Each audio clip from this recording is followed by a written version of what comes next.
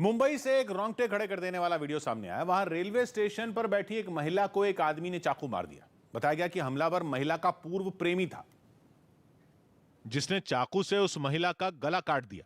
इस घटना का एक वीडियो भी सामने आया, जिसमें वो महिला उस आदमी के साथ प्लेटफॉर्म पर मौजूद एक बेंच में बैठी नजर आई। महिला की छोटी बेटी भी उसके साथ थी। हमलावर और वो महिला काफी देर तक बात करते रहे। कुछ मिनट बाद वो आदमी उठा और महिला के पीछे जाकर खड़ा हो गया। इससे पहले कि कोई कुछ समझ पाता, उसने जेब से चाकू निकाला और महिला का गला काट दिया। हमला करते ही वो आदमी वहां से भाग निकला, जबकि घायल महिला मदद के लिए चिल्लाने लगी। बाद में वहां मौजूद लोगों ने उसे अस्पताल पहुंचाया। महिलाओं की बोली लगाने वाले बुली बाई ऐप मामले में बड़ी ब्रेकिंग न्यूज आ रही है। मुंबई पुलिस ने इस केस में मयंक रावत नाम के तीसरे आरोपी को गिरफ्तार किया। एक दिन पहले ही बेंगलुरु से विशाल कुमार झा और झारखंड के रुद्रपुर से श्वेता सिंह नाम की, माफ कीजिएगा, उत्तराखंड के रुद्रपुर से श्वेता सिंह नाम की आरोपी को इस मामले में गिरफ्तार किया गया था। इस केस में पकड़े गए तीनों आरोपियों की उम्र 18 से 21 साल के बीच है और तीनों इंजीनियरिंग के छात्र हैं। मुंबई पुलिस की साइबर सेल के मुताबिक बेंगलुरु से पकड़ा गया आरोपी का इस ऐप के ट्विटर हैंडल को चलाने में अहम रोल था और बेंगलुरु में रहते हुए वो अपनी लोकेशन कनाडा बताकर लोगों में भ्रम पैदा करता था। वहीं 18 साल की श्वेता सिंह पर इस ऐप के ट्विटर अकाउंट को ऑपरेट करने का आरोप है। अब जांच एजेंसियां इस बात का पता करने में जुटी हैं कि आखिर इस ऐप का मास्टरमाइंड कौन है और कहां छिपा है। पकड़े गए तीनों लोगों पर आरोप है कि उन्होंने अलग अलग सोशल मीडिया प्लेटफॉर्म से मुस्लिम समुदाय की महिलाओं की तस्वीरों को चुराया, फिर उन तस्वीरों को बुली बाई ऐप पर डालकर उन महिलाओं की नीलामी के लिए बोली लगवाई गई। कुछ महीने पहले इसी तरह का एक और ऐप सुर्खियों में आया था, जिसका नाम सुल्ली डील्स था। उस पर भी मुस्लिम महिलाओं की तस्वीरों को चुराकर नीलामी करने के आरोप लगे थे। अभिषेक पांडे और बता रहे हैं इस पर। अभिषेक, क्या पता चला? और जी किशोर, ये बड़ी कामयाबी है मुंबई पुलिस के लिए, क्योंकि बुली बाई ऐप को लेकर के जिस तरीके से देश के भीतर सियासत गर्म थी, नेता एक दूसरे के ऊपर आरोप प्रत्यारोप लगा रहे थे, लगातार इसमें इन्वेस्टिगेशन एजेंसियां काम कर रही थी, लेकिन मुंबई पुलिस को एक बड़ी कामयाबी मिली है। हालांकि मुंबई पुलिस अब इस पूरे मामले में मास्टरमाइंड की तलाश कर रही है और साथ ही साथ इसमें जो मिसिंग कड़ियां हैं उसको ढूंढने की कोशिश कर रही है, क्योंकि उत्तराखंड में कुछ गिरफ्तारी हुई है, कुछ बेंगलोर में गिरफ्तारी हुई है। दोनों गिरफ्तारियों के बीच संबंध और दोनों कैसे एक दूसरे के संपर्क में आए, क्योंकि इन सभी लोगों की एज करीब सिमिलर है, 18 से 24 साल के बीच एज बताई जा रही है। हालांकि इन तीनों में कोई मुख्य आरोपी है या नहीं, ये अभी तक साफ नहीं है। बुली बाई ऐप केस में अब तक 3 गिरफ्तारियां हो चुकी हैं। मयंक रावत नाम के तीसरे आरोपी को मुंबई पुलिस ने गिरफ्तार कर लिया है। एक दिन पहले ही बेंगलुरु से विशाल कुमार झा और उत्तराखंड के रुद्रपुर से श्वेता सिंह नाम के आरोपी को इस मामले में गिरफ्तार किया गया था। इस केस में पकड़े गए ये तीनों आरोपियों की उम्र 18 से 21 साल के बीच है। तीनों इंजीनियरिंग के छात्र हैं। मुंबई पुलिस के साइबर सेल के मुताबिक बेंगलुरु से पकड़ा गया आरोपी का इस ऐप के ट्विटर हैंडल को चलाने में अहम रोल था और बेंगलुरु में रहते हुए वो खुद अपनी लोकेशन कनाडा बताकर लोगों में भ्रम पैदा करता था। वहीं 18 साल की श्वेता सिंह पर इस ऐप के ट्विटर अकाउंट को ऑपरेट करने का आरोप है। अब जांच एजेंसियां इस बात का पता करने में जुटी हैं कि आखिर इस ऐप का मास्टरमाइंड कौन है, कहां छिपा है। पकड़े गए तीनों लोगों पर आरोप है कि उन्होंने अलग अलग सोशल मीडिया प्लेटफॉर्म से मुस्लिम समुदाय की महिलाओं की तस्वीरों को चुराया और फिर उन तस्वीरों को बुली बाई ऐप पर डालकर उन महिलाओं की नीलामी के लिए बोली लगवाई। कुछ महीने पहले इसी तरह का एक और ऐप था, जिसका नाम सुल्ली डील्स था। उस पर भी मुस्लिम महिलाओं की तस्वीरों को चुराकर नीलामी करने के आरोप लगे थे। सौबात की एक बात यह कि बुली बाई ऐप चलाने वालों का मकसद सिर्फ मुस्लिम समुदाय की महिलाओं को बदनाम करना भर नहीं था, बल्कि माना जा रहा है कि यह अलग अलग समुदाय के लोगों को आपस में लड़ाने की साजिश का हिस्सा था, जिसमें पकड़े गए आरोपियों को मोहरा भर माना जा रहा है। जबकि उत्तराखंड के रुद्रपुर से गिरफ्तार लड़की को बुली बाई ऐप नेटवर्क की अहम कड़ी के तौर पर देखा जा रहा है, जिस पर ऐप का ट्विटर हैंडल चलाने का आरोप है। पूर्व सांसद धनंजय सिंह के बहाने अखिलेश यादव ने बीजेपी पर निशाना साधा। हत्या के एक मामले में भगोड़े आरोपी पूर्व सांसद और बाहुबली नेता धनंजय सिंह का एक वीडियो समाजवादी पार्टी के अध्यक्ष अखिलेश यादव ने ट्वीट कर राज्य सरकार पर हमला बोला। अखिलेश के इस ट्वीट किए गए वीडियो में धनंजय सिंह क्रिकेट खेलते नजर आए, जिसके बहाने समाजवादी पार्टी ने मुख्यमंत्री योगी आदित्यनाथ को निशाने पर लिया और प्रदेश की कानून व्यवस्था पर सवाल खड़े कर दिए। योगी जी, ओ योगी जी, आपका ध्यान किधर है? अपराधी तो इधर है, क्रिकेट खेल रहा है। अखिलेश यादव के इस हमले पर पलटवार करने में बीजेपी ने भी देर नहीं लगाई। अपराध के साथ उनका जो नाता रहा है, उनकी जो सांठगांठ रही है, वो उसका कलंक उनसे धुल नहीं सकता। दिल्ली, एनसीआर, उत्तराखंड और हिमाचल प्रदेश समेत उत्तर भारत के कई राज्यों में बारिश ने ठंड बढ़ा दी। मौसम विभाग का अनुमान है कि अगले 3-4 दिन तक मौसम ऐसा ही बना रहेगा। ऑस्ट्रेलिया की T20 लीग बिग बैश में खेल रहे ग्लेन मैक्सवेल की कोरोना रिपोर्ट पॉजिटिव आई। इसके बाद वो दूसरे खिलाड़ियों से अलग हो गए। मैक्सवेल बिग बैश में मेलबर्न स्टार्स टीम की कप्तानी कर रहे हैं। वैष्णो देवी में इस सीजन की पहली बर्फबारी हुई। इसके बावजूद श्रद्धालु बर्फबारी के बीच दर्शन के लिए मंदिर की तरफ बढ़ते दिखे। वैष्णो देवी मंदिर के अलावा अमरनाथ में भी बर्फबारी हुई। बिहार में ग्राम रक्षा दल और पुलिस मित्र के तौर पर काम करने वाले लोगों ने पटना में बीजेपी दफ्तर का घेराव किया। ये लोग पक्की नौकरी की मांग को लेकर सड़कों पर उतरे और अपनी बात सरकार तक पहुंचाने के लिए जोरदार प्रदर्शन किया। इन प्रदर्शनकारियों को बीजेपी दफ्तर के सामने से हटाने के लिए पुलिस को ठंडी में भी खूब पसीना बहाना पड़ा। पुलिस की इस कार्रवाई का इन लोगों ने भी विरोध शुरू कर दिया और प्रदर्शन में शामिल कुछ महिलाएं सड़क पर बैठ गईं, जबकि एक महिला तो सड़क पर लेट गई, जिनको हटाने के लिए पुलिस का महिला दस्ता आगे आया। लेकिन ये लोग अपनी जगह से टस से मस नहीं हुए। लिहाजा जब बात समझाने से नहीं बनी तो पुलिस वालों ने एक एक कर प्रदर्शनकारियों को हिरासत में लेना शुरू कर दिया। जिसका कुछ लोगों ने विरोध किया तो पुलिस वालों ने उनको उठाकर वहां मौजूद बसों में भर दिया। इस हंगामे और प्रदर्शन की वजह से काफी देर तक बीजेपी दफ्तर के सामने अफरा तफरी का माहौल बना रहा। सौभाग्य की बात यह कि बिहार के सभी ग्राम पंचायतों में ग्राम रक्षा दल और पुलिस मित्र बनाए गए हैं, जिनका काम गांव में पहरा देना, ग्राम पंचायत की संपत्तियों की चौकीदारी करना, अपराध की सूचना पुलिस तक पहुंचाना है। लेकिन 25,000 से ज्यादा ग्राम रक्षा दल के सदस्यों और पुलिस मित्रों को पैसा नहीं दिया जाता, जो कई साल से न्यूनतम मजदूरी के हिसाब से मानदेय और टॉर्च वर्दी के लिए भत्ता देने की मांग कर रहे हैं।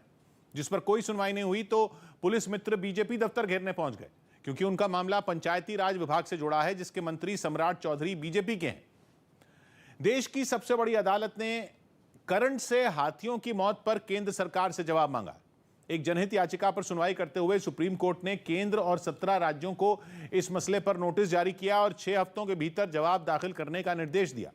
अदालत में यह याचिका प्रेरणा सिंह बिंद्रा नाम की एक वाइल्ड लाइफ एक्टिविस्ट की ओर से दाखिल की गई, जिन्होंने करंट से हर साल हो रही हाथियों की मौत पर चिंता जताई और करंट से होने वाली हाथियों की मौत को रोकने के लिए जंगल से गुजरने वाले हाई वोल्टेज तारों को सुरक्षित बनाने की मांग की।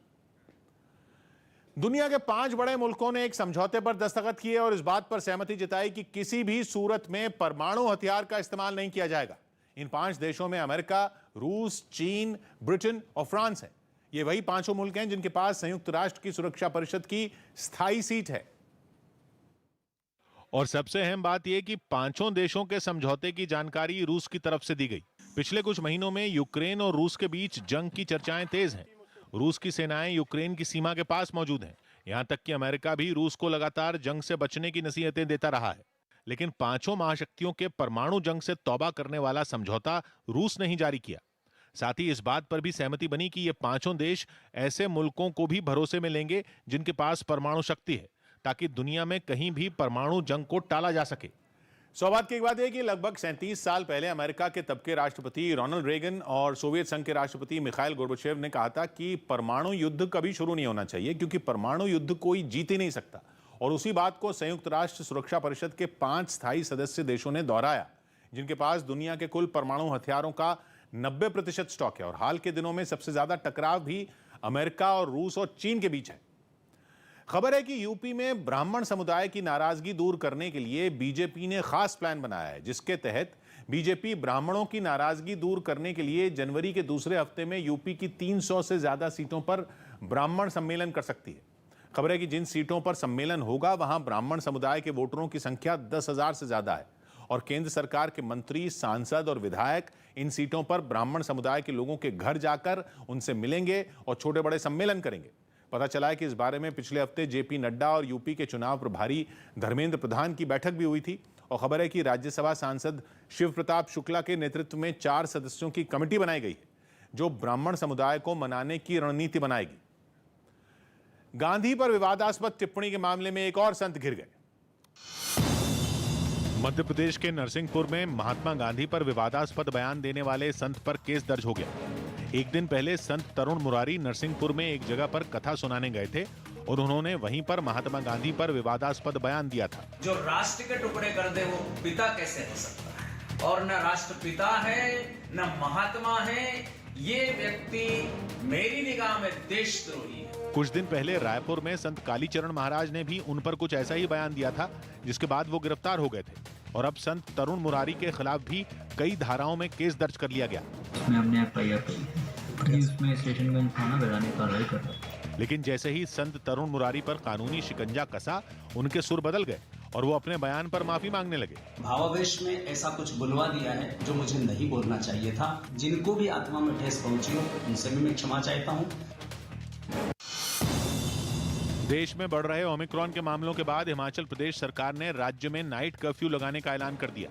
ये कर्फ्यू रात 10 बजे से सुबह 5 बजे तक लागू रहेगा। एनसीपी नेता सुप्रिया सुले और उनके परिवार के दूसरे सदस्य कोरोना से ठीक हो गए। सुप्रिया ने बताया कि सभी की कोरोना आ चुकी है, लेकिन वो अब भी एहतियात बरतते हुए रविवार तक क्वारंटीन रहेंगे। बिहार के किशनगंज में एक तेंदुए ने चाय और अनानास के बागान में 3 मजदूरों पर हमला कर दिया। इसके बाद इन घायलों को इलाज के लिए अस्पताल में भर्ती करवाया गया। ओमिक्रॉन के खतरे की वजह से प्रभास और पूजा हेगड़े की फिल्म राधे श्याम की रिलीज टल गई। पहले ये फिल्म 14 जनवरी को रिलीज होनी थी।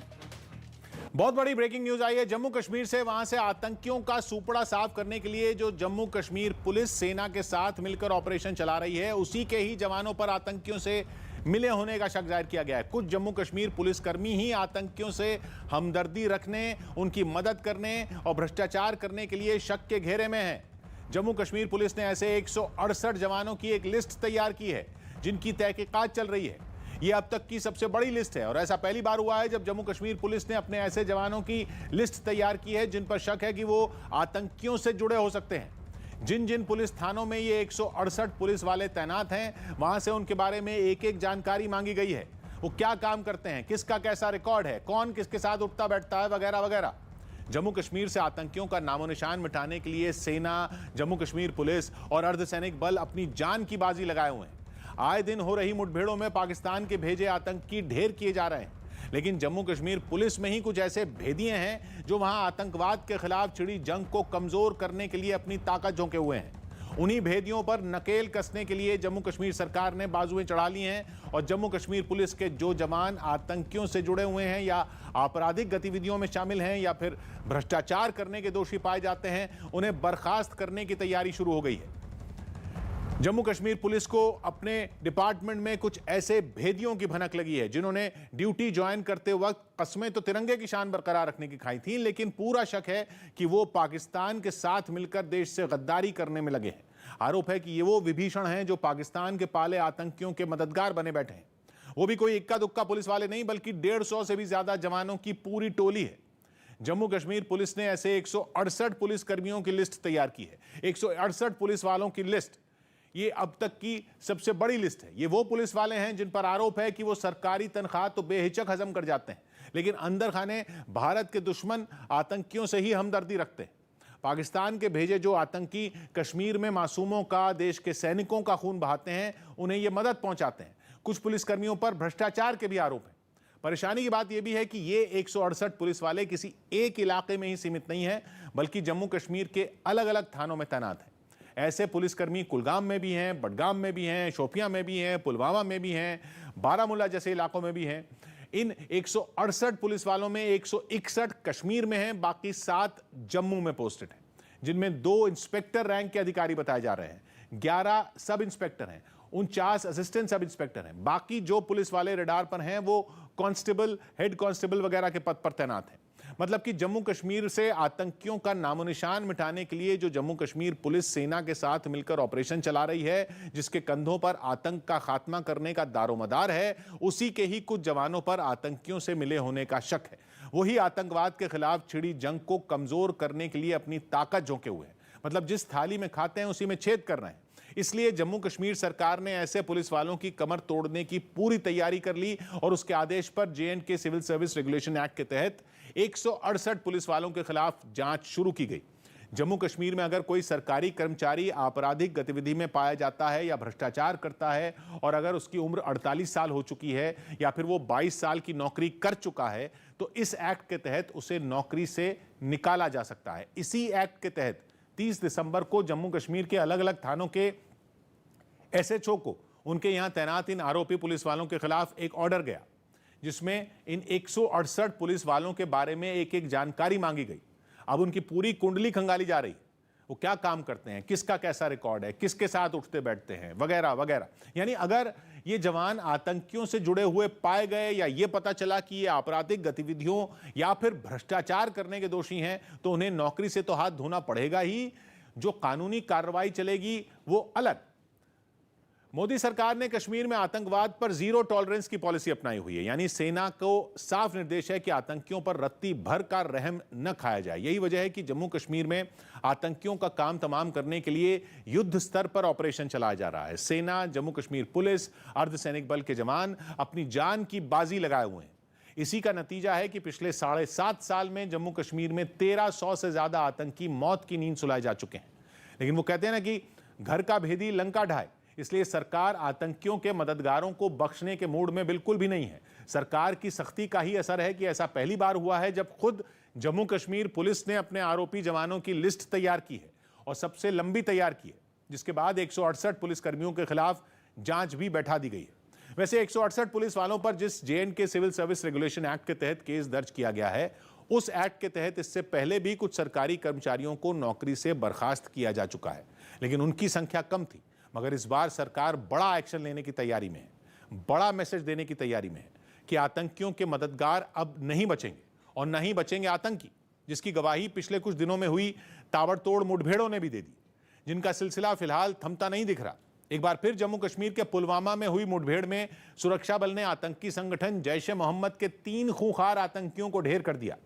आतंकियों से यह मुठभेड़ पुलवामा के एक गांव में हुई, जहां आतंकियों के एक मकान में छिपे होने की जानकारी मिलने के बाद सुरक्षा बल ने सर्च ऑपरेशन चलाया। सुरक्षा बल के जवानों को अपने नजदीक पहुंचता देख मकान में छिपे आतंकियों ने फायरिंग शुरू कर दी, जिसके बाद सुरक्षा बल के जवानों ने भी मोर्चा संभाल लिया और काफी देर तक चली मुठभेड़ में तीनों आतंकियों को मार गिराया। जैश-ए-मोहम्मद के 3 रेडेड टेररिस्ट मारे गए, जिसमें 2 पाकिस्तानी टेररिस्ट है, 1 लोकल टेररिस्ट है। मुठभेड़ में मारे गए लोकल आतंकी की पहचान ओवैस अहमद के तौर पर हुई, जो पुलवामा में जैश-ए-मोहम्मद का डिप्टी कमांडर था। सौभाग्य की बात है कि साल के पहले 5 दिनों में जम्मू कश्मीर में सेना, पुलिस और अर्धसैनिक बलों ने अब तक 8 आतंकियों को मार गिराया है, जो आतंक के खात्मे के लिए शुभ संकेत माना जा रहा है। और इन मुठभेड़ों में ये बात भी साफ हो गई कि जम्मू कश्मीर में आतंकियों को हथियार पाकिस्तान की सेना ही दे रही है, क्योंकि पिछले 1 हफ्ते में दूसरी बार आतंकियों के पास M4 कार्बाइन मिली, जिनका इस्तेमाल पाकिस्तान की सेना करती है।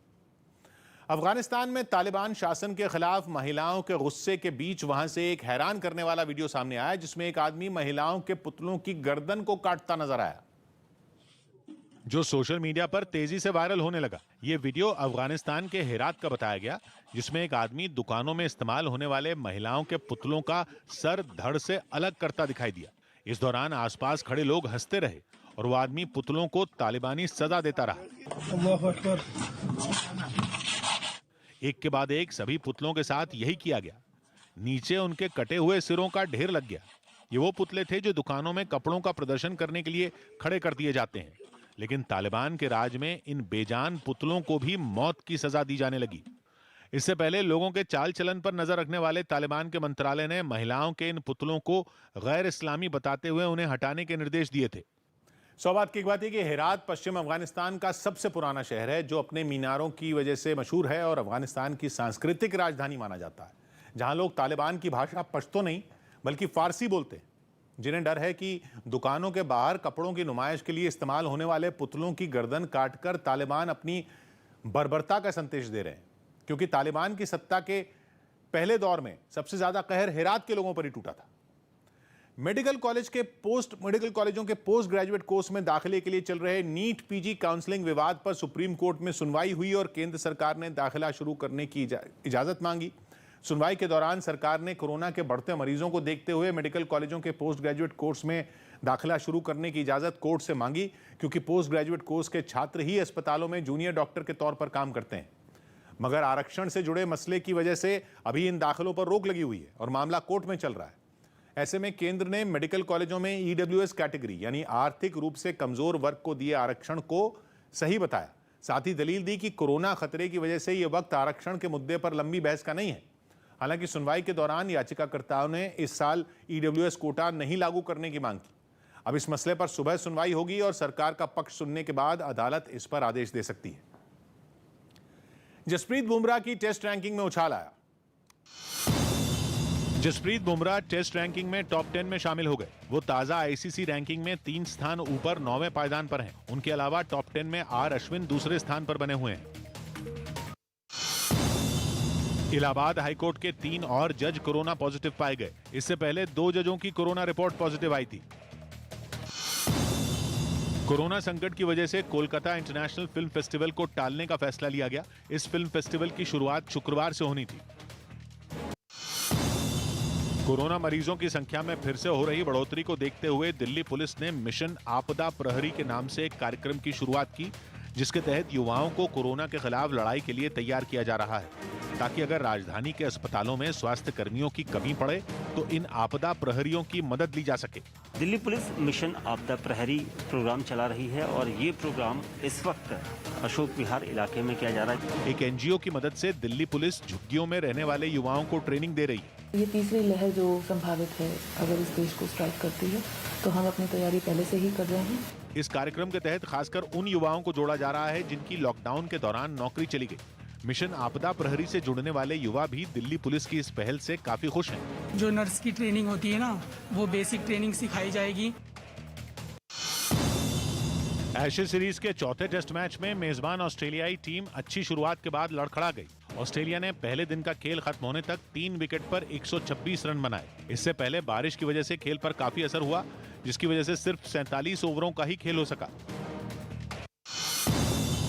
15 से 18 साल तक के बच्चों को कोरोना का टीका लगाने के लिए मुंबई के कॉलेजों में भी वैक्सीनेशन कैंप की शुरुआत हो गई। 10 बजे से लेकर दोपहर के 3 बजे तक जो वैक्सीनेशन कैंप है वो चलता रहेगा। ये कदम इस उम्र के बच्चों का जल्द से जल्द वैक्सीनेशन पूरा करने के लिए उठाया गया।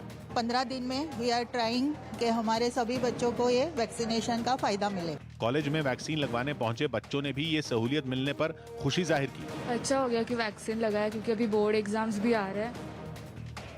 राजस्थान के जोधपुर से डरा देने वाली कुछ तस्वीरें सामने आई। वहां मौजूद एम्स की एक एसी यूनिट में अचानक आग लग गई, जिससे अफरा तफरी मच गई, क्योंकि अस्पताल की छत पर मौजूद एक एसी यूनिट से आग की ऊंची ऊंची लपटों के साथ बड़ी मात्रा में धुआं उठने लगा। लोगों को डर इस बात का सताने लगा कि कहीं ये आग वहां मौजूद दूसरी एसी यूनिट को अपनी जद में न ले ले। अगर ऐसा होता तो जोधपुर एम्स के बड़े हिस्से में तेजी से आग फैलते देर नहीं लगती। जैसे ही आग लगी, अस्पताल प्रशासन एक्शन में आ गया और फायर ब्रिगेड की टीम भी वहां पहुंच गई। दमकल कर्मी आग को बुझाने के काम में जुट गए। उनकी मेहनत की वजह से ही पूरे अस्पताल में आग को फैलने से रोका जा सका। सौभाग्य की बात यह कि जोधपुर में एम्स के जिस हिस्से में एयर कंडीशनिंग प्लांट है, उसी के नजदीक ऑक्सीजन प्लांट भी है, और अगर आग ऑक्सीजन प्लांट तक पहुंचती तो हादसा बहुत भयानक हो सकता था, क्योंकि ऑक्सीजन प्लांट के पास ही जोधपुर एम्स की इमरजेंसी ब्लड बैंक के अलावा ओपीडी यानी बिना भर्ती किए मरीजों की जांच भी की जाती है। Chief of defence staff general Bipin Rawat के हेलीकॉप्टर क्रैश की जांच पूरी हो गई है, जिसकी रिपोर्ट वायुसेना प्रमुख को सौंप दी गई। और सूत्रों के मुताबिक खराब मौसम को इस हादसे की जांच में चॉपर के क्रैश होने की सबसे बड़ी वजह बताया गया है। हालांकि अभी तक जांच रिपोर्ट से जुड़ी कोई भी जानकारी औपचारिक तौर पर सार्वजनिक नहीं की गई। ये जांच तीनों सेनाओं के अधिकारी मिलकर कर रहे हैं। इस tri service court of inquiry का प्रमुख एयर मार्शल मानवेंद्र सिंह को बनाया गया है। एयर मार्शल और एयर चीफ मार्शल ने रक्षा मंत्री राजनाथ सिंह से उनके घर जाकर मुलाकात की और जांच पूरी होने की जानकारी दी। सूत्रों के मुताबिक करीब 45 मिनट चली इस मुलाकात में रक्षा मंत्री को जांच में सामने आई बातों पर एक प्रेजेंटेशन भी दी गई। बड़ी खबर अफगानिस्तान से। अफगानिस्तान और पाकिस्तान के बीच तनाव बढ़ने की खबर है। ड्यूरेंट लाइन के मसले पर, यानी दोनों देशों की सीमाओं के मसले पर विवाद सुलझने का नाम नहीं ले रहा है और नौबत यहां तक आ गई है कि दोनों देशों के विदेश मंत्री एक दूसरे से बात करने के बजाय ट्विटर पर सफाई देने में लगे हैं। जबकि बॉर्डर पर तारबंदी करने में लगा पाकिस्तान इसलिए भी फंसा है क्योंकि कुछ जगहों पर उसकी लगाई गई फेंसिंग को उखाड़ दिया गया है। पहले पाकिस्तान की तरफ से कहा गया था कि कुछ लोग ड्यूरेंट लाइन के मसले पर फिजूल में बढ़ा चढ़ाकर बात कर रहे हैं और मसले को उलझा रहे हैं, लेकिन अब अफगानिस्तान की तरफ से भी ट्विटर पर ही जवाब दिया गया है। ट्वीट कर अफगानिस्तान के विदेश विभाग के प्रवक्ता ने साफ कहा कि वो सीमा से जुड़े विवाद अपने पड़ोसी मुल्कों के साथ बातचीत के जरिए सुलझाना चाहते हैं। इसका सीधा मतलब यह निकाला जा रहा है कि ड्यूरेंट लाइन पर तारबंदी करने में लगा पाकिस्तान अपने ही जाल में फंस गया है और तालिबान भी इस तारबंदी को होने नहीं दे रहे। ठीक वैसे ही जैसे अफगानिस्तान में इससे पहले की अशरफ गनी की सरकार इस फेंसिंग का विरोध कर रही थी। पवन शर्मा हमारे साथ जुड़ रहे हैं। पवन, और क्या पता चल रहा है इस पर? जी किशोर, इस समय पाकिस्तान और अफगानिस्तान के बॉर्डर पर तनाव बना हुआ है जो कई सप्ताह से जारी है। तालिबान ने साफ कर दिया है कि ड्यूरेंट लाइन पर पाकिस्तान का कोई भी हक नहीं है। लिहाजा एक वीडियो भी वायरल हुआ है जिसमें तालिबानी लड़ाके पाकिस्तान की ओर से की गई फेंसिंग को उखाड़ते हुए दिखाई दे रहे हैं।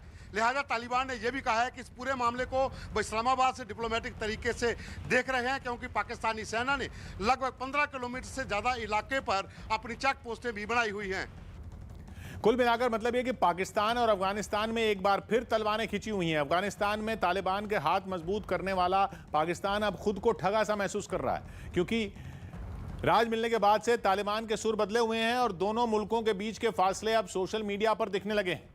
पहले पाकिस्तान के विदेश मंत्री शाह महमूद कुरैशी ने पाकिस्तान और अफगानिस्तान के बॉर्डर पर फेंसिंग लगाने के मुद्दे पर बयान दिया और साफ कहा कि दोनों देशों के बीच के इस मुद्दे पर बातचीत चल रही है, बातचीत के जरिए टेंशन दूर करने का रास्ता निकाला जाएगा। लेकिन अफगानिस्तान ने भी इसका जवाब ट्विटर पर देकर यह साफ कर दिया कि मसला बातचीत के रास्ते निकलता तो दिख नहीं रहा।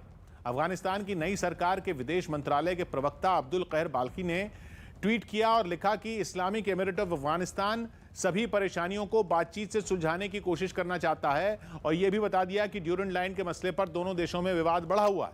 असल में पाकिस्तान और अफगानिस्तान की सीमा मतलब ड्यूरेंट लाइन पर पाकिस्तान फेंसिंग करना चाहता है, यानी तारबंदी करना चाहता है, जबकि अफगानिस्तान को हमेशा इस बॉर्डर पर तारबंदी किए जाने से परेशानी है। पिछले कुछ दिनों में ऐसी ही फेंसिंग को लोगों ने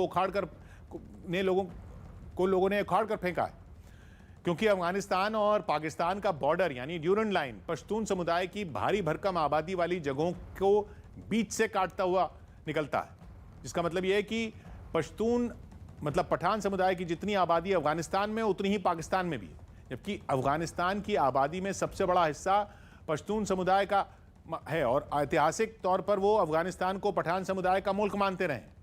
अब इस बात का दूसरा मतलब यह निकलता है कि अगर इस लाइन को ना मानते हुए सीमा के विवाद पर बातचीत हो तो पाकिस्तान की तरफ वाला पश्तून आबादी का बहुत बड़ा हिस्सा और ज़मीन अफगानिस्तान की तरफ चली जाएगी। यही वो सूरत है जो पाकिस्तान नहीं चाहता। पाकिस्तान इसलिए पिछले कुछ सालों से ड्यूरेंट लाइन पर तारबंदी करने में लगा है ताकि इस बॉर्डर को मान्यता मिल जाए और ये विवाद खत्म हो सके।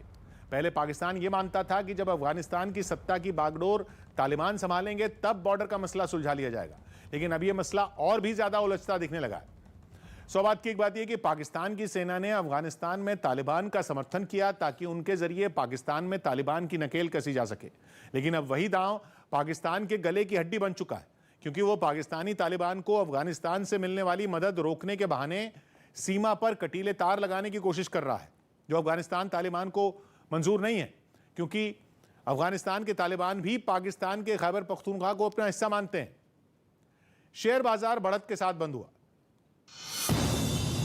बैंक और मेटल समेत ज्यादातर सेक्टरों के शेयरों में तेजी रही। इससे सेंसेक्स 367 अंक उछलकर 60,000 के पार 60,223 पर बंद हुआ। साथ ही निफ्टी 120 अंक चढ़कर 18,000 के पास 17,925 पर पहुंच गया। बिहार में कोरोना से जान गंवाने वाले लोगों के परिवारों को 4-4 लाख रुपए की आर्थिक मदद दी जाएगी। कैबिनेट की बैठक में इस प्रस्ताव को मंजूरी दे दी गई। बीसीसीआई ने Ranji trophy, CK Naidu trophy और महिलाओं की T20 लीग को टालने का फैसला लिया। देश में बढ़ रहे कोरोना के मामलों की वजह से ऐसा किया गया। रणजी ट्रॉफी की शुरुआत 13 जनवरी से होनी थी। कोरोना पर शिकंजा कसने के लिए उत्तर प्रदेश में प्रशासन ने सख्ती बढ़ा दी। एक तरफ जहां राज्य में 6 जनवरी से नाइट कर्फ्यू का समय बढ़ाकर रात 10 बजे से सुबह 6 बजे तक कर दिया गया, वहीं कई रेलवे स्टेशनों पर कोरोना की जांच शुरू हो गई। लखनऊ रेलवे स्टेशन पर यात्रियों की जांच के लिए RT-PCR टेस्ट और रैपिड टेस्टिंग की व्यवस्था कर दी गई। तस्वीर आपको दिखा दूं, इस वक्त देखिए किस तरीके से रैंडम टेस्ट किया जा रहा है लखनऊ रेलवे स्टेशन पर। लखनऊ रेलवे स्टेशन पर तैनात स्वास्थ्य कर्मियों ने बताया कि कोरोना की रोकथाम के लिए वो वहां रोजाना सैकड़ों लोगों के टेस्ट कर रहे हैं। डेली सर 300 से एबव भी टेस्ट हो जाते हैं। मुंबई में रेल मंत्रालय की सख्ती के बाद कर्मचारियों को वैक्सीन लगाने की तैयारी तेज हो गई। रेल मंत्रालय ने वैक्सीन नहीं लगवाने वाले कर्मचारियों को छुट्टी पर भेजने के निर्देश दिए थे। रेल मंत्रालय ने सख्त आदेश दिया है कि जो वैक्सीन नहीं लगवाया होगा उसको ऑफिस में एंट्री नहीं दी जाएगी और उसको छुट्टी पर माना जाएगा। बताया गया कि मध्य रेलवे की मुंबई डिवीजन में करीब 1 लाख कर्मचारी हैं, जिनमें 2% लोगों ने अभी तक वैक्सीन की एक भी डोज नहीं लगवाई। ऐसे में इन लोगों से संपर्क कर उन्हें समझाने की कोशिश की जा रही है। Detailed lists are ready and each one of them is being counseled personally. Australia की टेनिस खिलाड़ी ऐश बार्टी ने अमेरिका की कोको गॉफ को 4-6, 7-5 और 6-1 से शिकस्त दी। इसी के साथ वो एडिलेड इंटरनेशनल टूर्नामेंट के दूसरे दौर में पहुंच गई। अमेरिका के वर्जीनिया से एक चौंकाने वाला वीडियो सामने आया। वहां बर्फीले तूफान के बीच सैकड़ों गाड़ियां रात भर हाईवे में फंसी रहीं। बताया गया कि सड़क पर काफी बर्फ जमा थी, जिसमें एक बड़ा ट्रक फिसल गया और उसके आड़ा तिरछा खड़ा होने की वजह से पूरा रास्ता ही बंद हो गया। उसके बाद तो पीछे से आ रही दूसरी गाड़ियां भी रास्ते में ही फंस गईं। सामने आई तस्वीरों में वहां लंबा जैम दिखाई दिया, जहां बड़ी संख्या में गाड़ियां बर्फबारी के बीच रास्ता खुलने का इंतजार करती नजर आईं। खबर है कि गाड़ियों में सवार लोग खून जमा देने वाली सर्दी में रात भर वहीं फंसे रहे। बाद में किसी तरह एक लेन खुलवाई जा सकी, जिसके बाद गाड़ियों को धीरे धीरे निकाला गया। मशहूर संगीतकार सी रामचंद्र की आज 40वीं बरसी है, जिन्हें हिंदी फिल्मों के गीतों में विदेशी अंदाज वाले संगीत का इस्तेमाल करने के लिए याद किया जाता है। ऐ मेरे वतन के लोगों गाने की धुन भी सी रामचंद्र ने ही बनाई थी। महाराष्ट्र के अहमदनगर में जन्मे रामचंद्र चितलकर ने पिता की वजह से संगीत सीखा था, लेकिन वो फिल्मों में हीरो बनना चाहते थे। फिल्म नागानंद में उन्होंने लीड रोल भी किया, लेकिन फिल्म बुरी तरह फ्लॉप हो गई। तो उन्होंने चितलकर के नाम से गाना और सी रामचंद्र के नाम से फिल्मों के गानों की धुन बनाना शुरू किया। संगीतकार के तौर पर सी रामचंद्र की सबसे हिट फिल्म अलबेला थी, जो 1951 में रिलीज हुई थी। हास्य अभिनेता से निर्माता, निर्देशक और लेखक बने भगवान दादा की इस फिल्म में 11 गीत थे, जिनमें 8 गाने सी रामचंद्र ने ही गाए थे। लता मंगेशकर के साथ गाया इसी फिल्म का एक गाना मराठी फिल्म एक अलबेला में विद्या बालन पर फिल्माया गया था। 1990 में फिल्म इंडस्ट्री के दिग्गज कलाकारों ने एक म्यूजिक वीडियो बनाया था, जिसमें पुराने गीतों पर दूसरे कलाकारों ने डांस किया था। नया अंदाज टाइटल वाले उस वीडियो एल्बम में अलबेला के उसी हिट गाने पर जितेंद्र और अमृता सिंह ने डांस किया था। 2 रकून की मस्ती का वीडियो वायरल हो रहा है। सोशल मीडिया पर 2 रकून का मस्ती करने का वीडियो लोगों को बेहद पसंद आ रहा है। ये दोनों घर के अंदर एक कपड़े से बने झूले पर मजे करते नजर आए। उनमें एक झूले पर चढ़कर झूलता नजर आया, जबकि दूसरा उसे उतार कर खुद चढ़ने की कोशिश करता दिखा। काफी देर तक वो ऐसे ही खेलते रहे, जिसका वीडियो अब इंटरनेट पर खूब देखा जा रहा है। इटली में एक लड़की ने अपने हैरतअंगेज करतब से वर्ल्ड रिकॉर्ड बना लिया, जिसका वीडियो इंटरनेट पर वायरल हो रहा है। वीडियो में ये लड़की अपने बालों से एक डबल डेकर बस को खींचती नजर आई। बताया गया कि ये लड़की कोई और नहीं, भारत की आशा रानी है, जिसने 12,216 किलो की बस को बालों से खींचकर Guinness book of world records में अपना नाम दर्ज करवा लिया। उनके इस शानदार कारनामे का वीडियो सोशल मीडिया पर आते ही छा गया। एक कुत्ते का बच्चे की रखवाली करने का वीडियो इंटरनेट पर तेजी से वायरल हो रहा है। वीडियो में ये बच्चा घर के अंदर सीढ़ियां चढ़ने की कोशिश करता नजर आया। ये देख कुत्ता नीचे की सीढ़ी पर बैठ गया, जिससे ये बच्चा उस पर न चढ़ सके।